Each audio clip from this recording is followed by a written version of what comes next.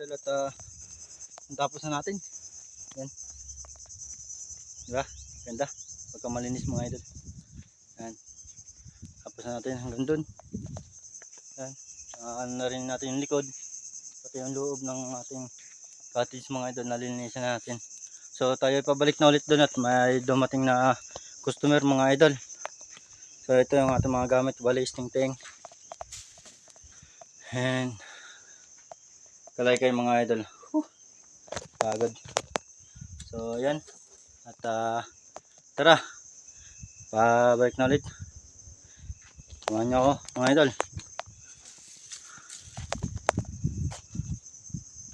Yun. At hanggang dito lang po mga idol. So ayan.